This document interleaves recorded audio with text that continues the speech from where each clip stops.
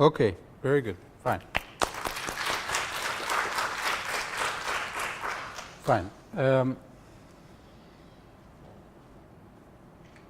Without giving any deep analysis, but it's actually one of the more musical caprices. It's called La Chasse, La Caccia, the hunting. So, you know, again, without going too deeply into who is the animal and who is the hunter, etc., it is very clear, though, that from a musical point of view, it has layers and levels. Okay? Should I translate or you understand already? But perhaps translate to the audience. Bunun aslında Pagani'nin en müzikal kaprislerinden bir tanesi budur ve aynı anda anlamı ava gitmek. Okay. What I think could be improved is actually the sound production. Aslında geliştirilebilecek bir şey senin ses kaliten olduğunu düşünüyorum.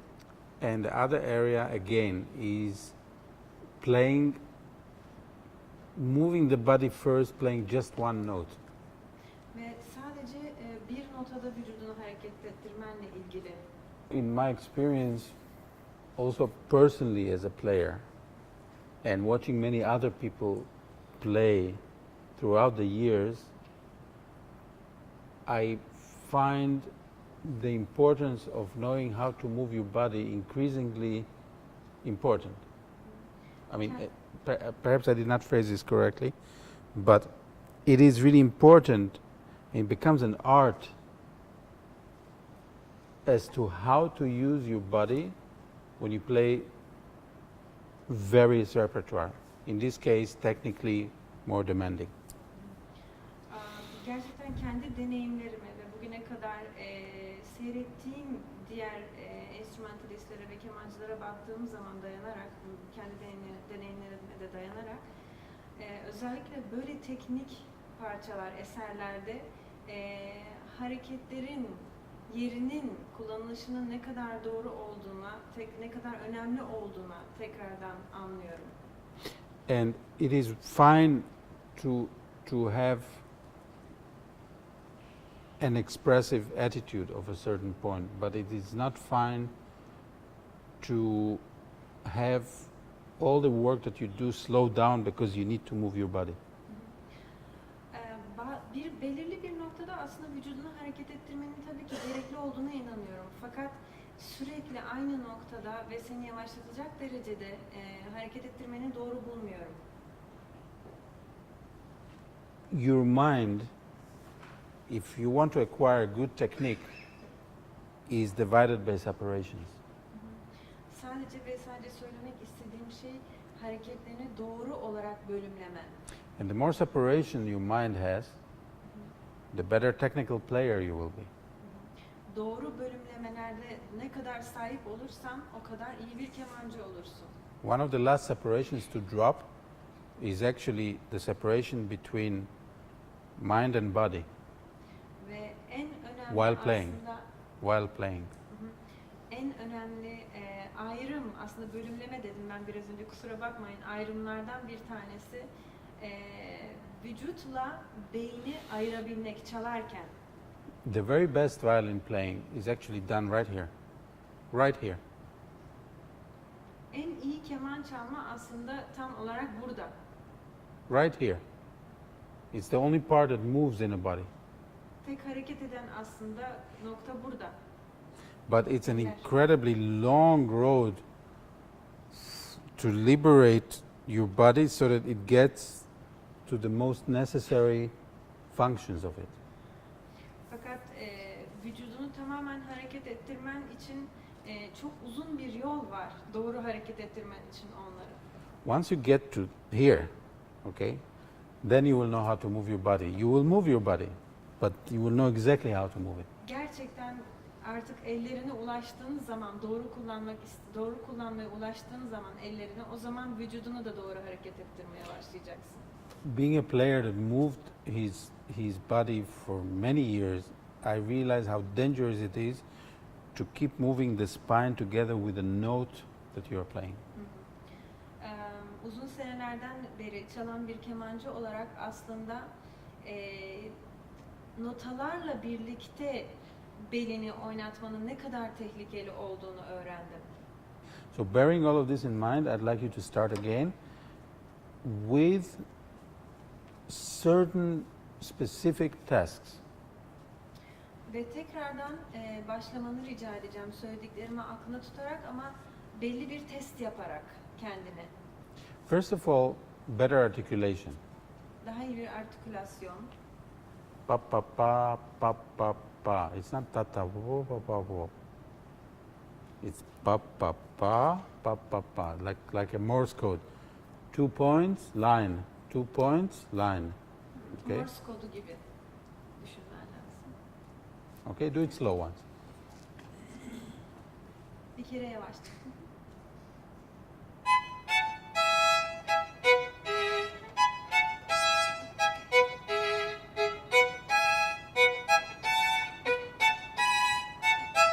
Okay.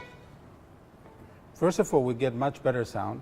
Çok daha iyi bir öncelikle sese sahip oldum. You didn't have to move to get the sound. Sese iyi bir ses çıkarabilmek için hareket etmek zorunda kalmadın. And for people who listen to you on the radio or otherwise or with your eyes closed, there was a much better function completed. Ve seni radyoda dinleyenler veya gözleri kapalı olarak dinleyenler için çok daha iyi, tamamen tamamlanmış bir fonksiyon oluştu. Okay. Now play the caprice in tempo, but the only simple thing that I would like you to do is actually concentrate on your articulation and don't move the body because you actually don't need to move your body, right? Şimdi tekrardan baştan tempoda almanı rica ediyorum ama kesinlikle vücudunu oynatmadan çünkü buna hiç ihtiyacın yok.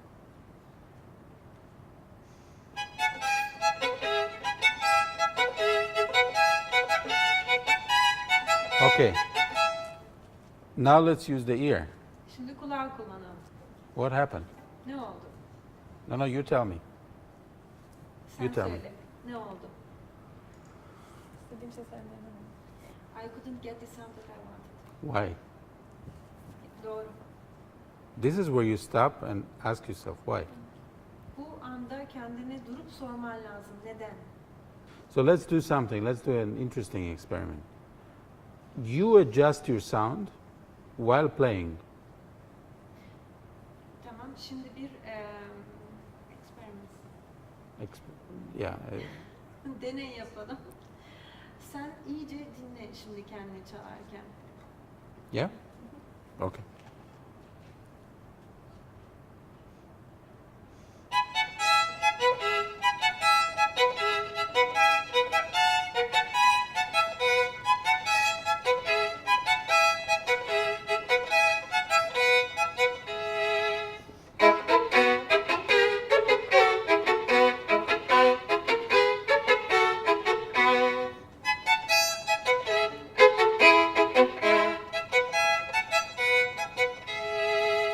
Okay. Did you like this? Bunu beğendin mi? No, but I mean, we are really in a working class. What didn't you like? Ne sevmedin, ne beğenmedin gerçekten? Türkçe söyleyeyim. Ya burada çok soru cevap var ve onu yapamadım. There are lots of answers and questions and I couldn't give it to when I was playing. I see very simple solution for you. I think that you are not digging enough into the string. Aslında senin için çok basit bir çözümüm var. Yeterince telin içinde çalmadın And you were overusing your bow ve on the long notes without really achieving the sound that your ear really had, really wanted. ve uzun notalarda aslında gerçekten kulağının senden istediği sesi elde etmeden çok uzun arşe kullandın. Okay? Just so that you don't think that I'm just talking. If you press the bow down, okay, it should not resist you so much in a way that you cannot make a staccato or a spiccato. Eğer çok bastırdığın zaman bu şekilde aşağıya, o zaman hiçbir zaman istediğin staccatoyu elde edemezsin.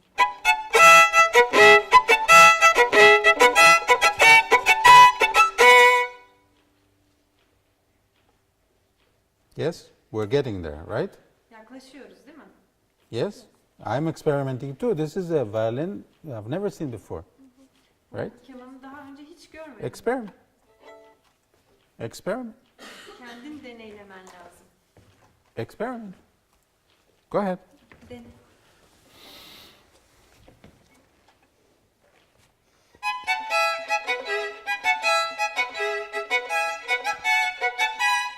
Good. It's much better. It's much clearer. Çok daha iyi. But I have problems with the long note. Benim problemim uzun notalarla. Again, everything, all those answers are in our ears. Tekrardan söylüyorum. Bütün cevaplar bizim kulaklarımızda. Okay?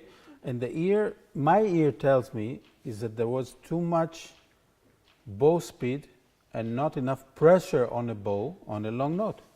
Ve benim kulağım bana diyor ki fazlasıyla büyük arşe kullandın ve yeterince uzun notalarda baskı yoktu.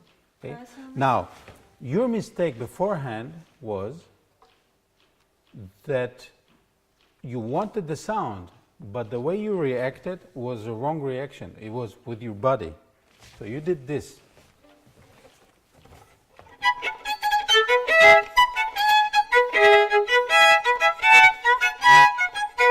Before. Okay? It's the solution is not really there if you really use your ear. This is the whole basis of knowing how to draw the sound.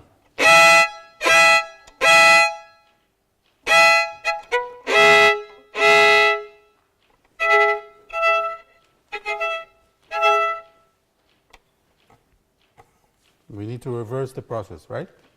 Vücudunu kullandığın zaman doğru bir şekilde ses çıkartamıyorsun. Öncelikle vücudunu kullanmaman lazım ve uzun notalarda kesinlikle biraz daha ağırlık kullanman gerekiyor. Okay? Let's try.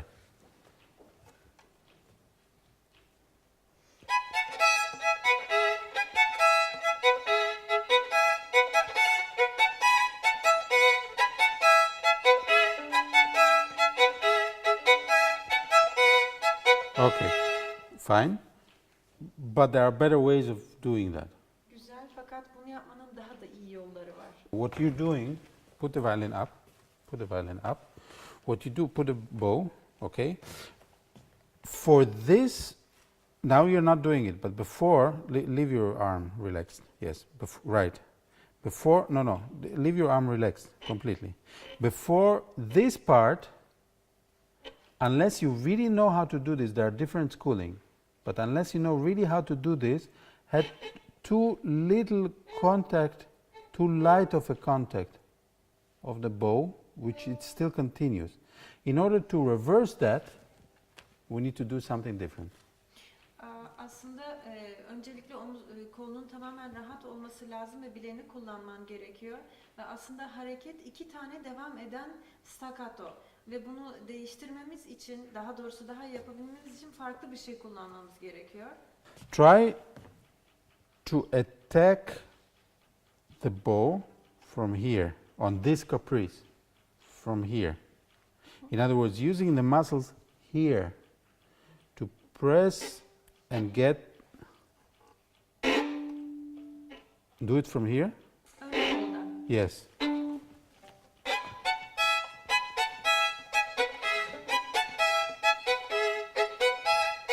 What you're doing is this, and I want you to do this. Sen bileği kullanıyorsun fakat ben ön kolu kullanmanı rica ediyorum.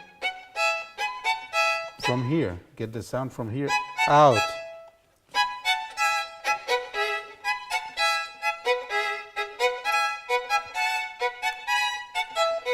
In my view, you're still using too much bow. Hala bana göre fazla arşe You're doing kullanıyorsun. this. Ve havaya kaldırıyorsun. And I need you to do.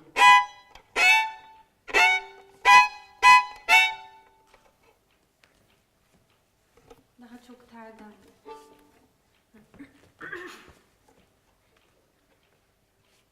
Good.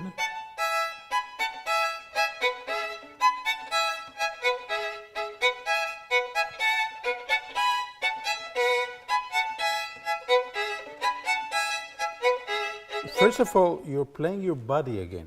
Yine hala vücudunu kullanıyorsun. Stop doing that because it's really, the solution is really only here. Bunu yapmayı durdurman lazım çünkü gerçekten tek çözüm buralarda. Başka bir yerde değil.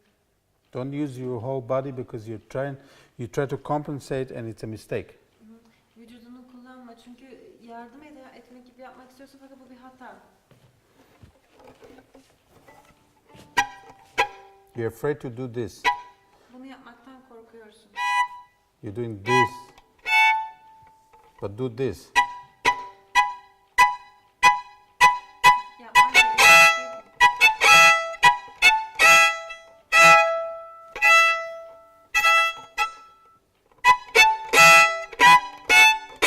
Have your ear guide you. Play it very slow and have your ear give you the ideal contact with the string. Çok yavaş çal ve kulağının sana yardımcı olmasına izin ver. That's not ideal. Yes, that's better.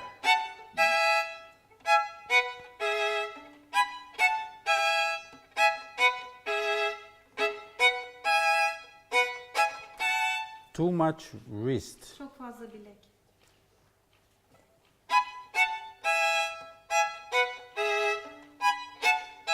Okay. Yeah, I mean, yeah, it has more contact now. Daha iyi şu anda daha iyi bir iletişim içerisinde. You didn't have to move your body so much, right? Vücudunu da hareket ettirmek çok zorunda kalmadın değil mi? Okay, now of course that needs a lot of practice and a good teacher will insist and will continue to make you play slow and bring it slow and be very stubborn about this thing.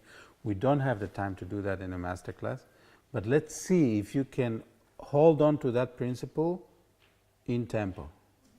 Tabii ki bunu gerçekten tamamen olduğu gibi doğru bir şekilde başarabilmek için çok zamana ve çok çalışmaya ihtiyaç var ama tempoda bir kez deneyelim, yapabilecek misin? Okay?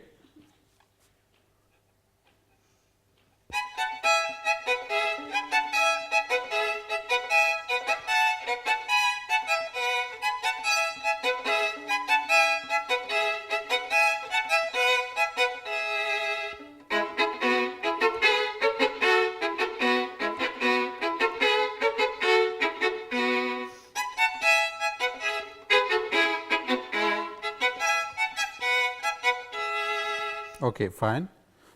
Fine. You are losing the contact. At the end of what you did, your sound started to change already. So this is something you need to resist, and you need to know how to come back to how you started.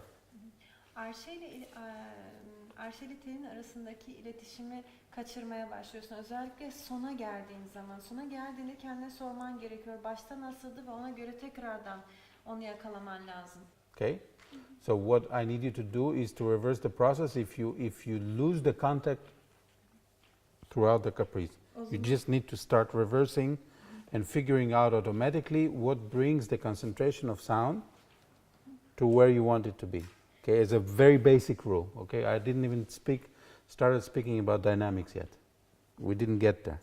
Kaybettiğin zaman iletişimi senden istediğim şey tekrardan hemen başa hatırlaman ve baştaki gibi neler yapıyordun ve ona göre tekrardan çalmaya başlaman. Şimdi daha nüanslara hiç geçmiyorum bile.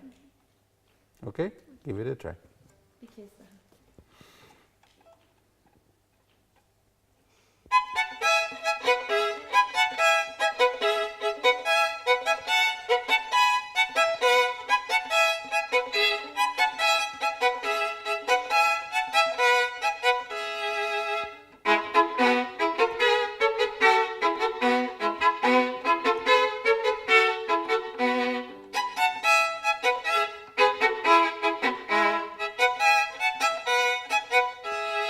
Okay, now I'll do a very sort of crazy experiment with you. Put the violin up, you're about to play, okay?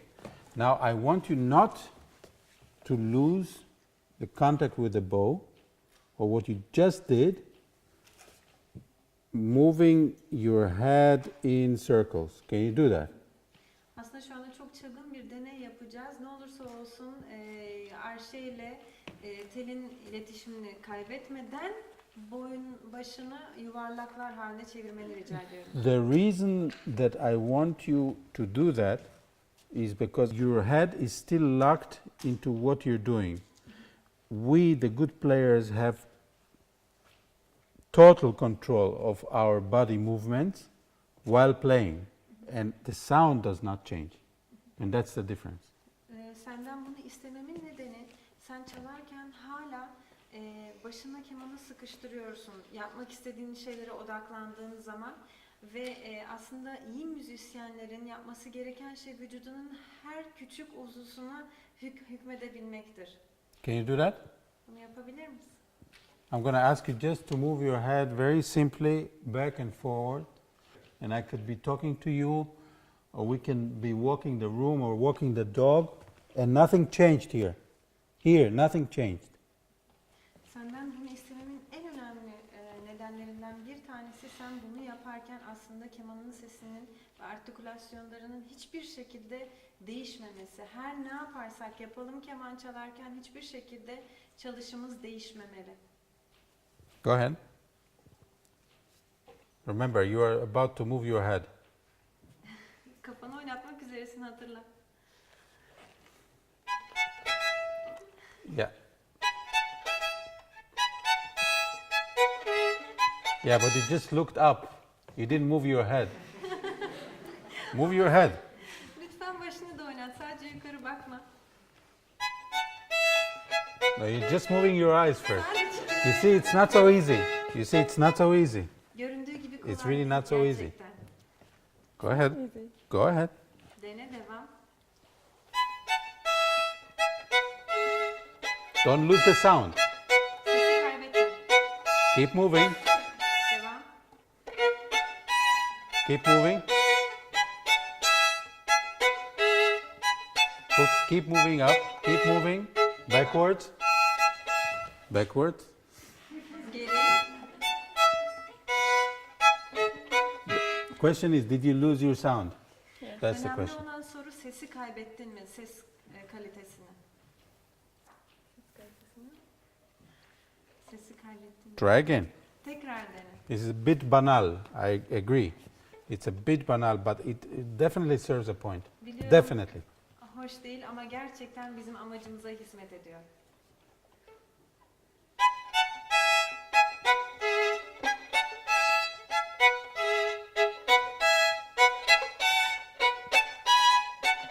Keep moving.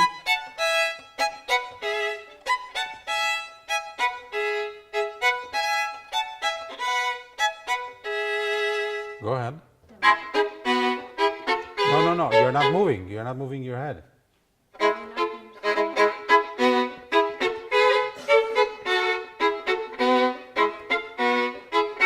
But make the adjustment. Yeah, right now you're overusing your bow and your bow started to shake, etc., etc., etc. The idea is not to change your playing. That's the idea. While you're moving.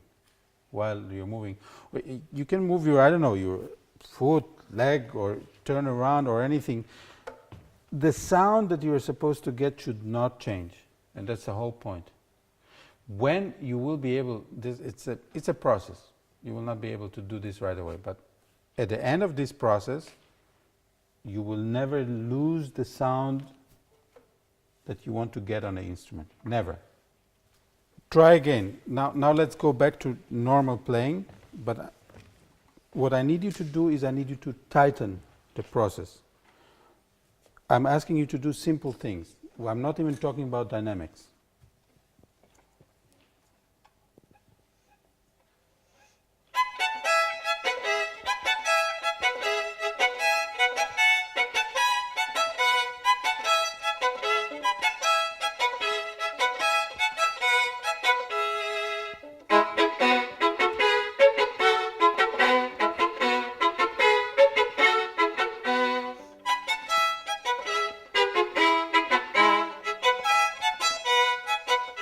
Okay, there are a couple of things that I need you to be aware of that have nothing to do with the process that we talked about. Had nothing to do with what we talked about until now. Şimdiye kadar konuşmadıklarımız arasında bazı şeyler var. Very fast vibrato. Çok Put the hızlı violin bir up. vibrato. Very fast. We use fast vibrato, but very fast vibrato will start checking your instrument this way. Çok hızlı bir vibrato kemanı aynı şu anda yaptığı gibi sallamaya başlayacak. Without, and this is something, this is one of the defaults, again, speaking of Russian schooling. When the instrument starts shaking, okay, and you don't have sufficient control or sufficient pressure on the bow, the next thing that will go is that the bow will start shaking. Eğer keman bu şekilde sallanmaya başlarsa ve eğer arşın üzerine yeterince yetkin yoksa, kontrolün yoksa o zaman arşen de sarsılmaya başlayacak. Okay? That's right. Now let's move on. Pa-pum, pa-pa-pum.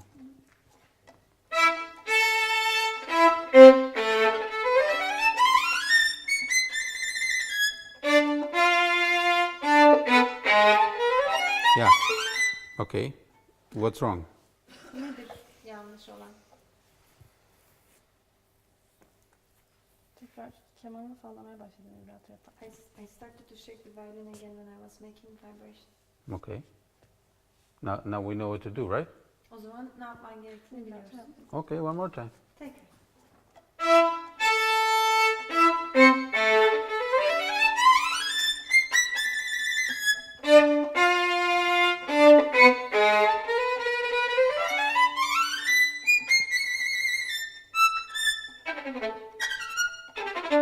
Okay.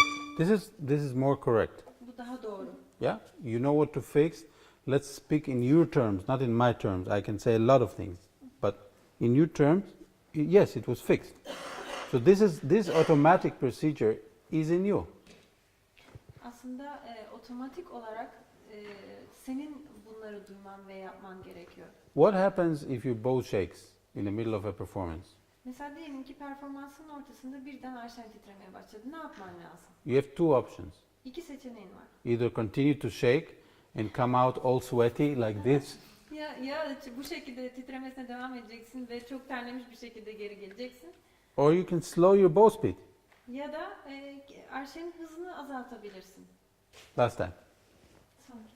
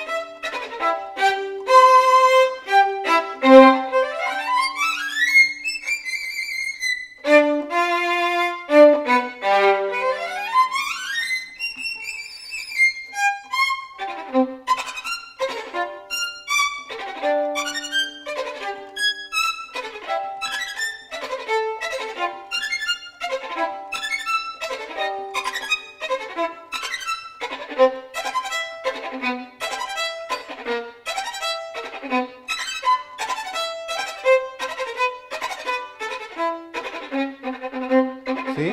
You looked at me and you lost it.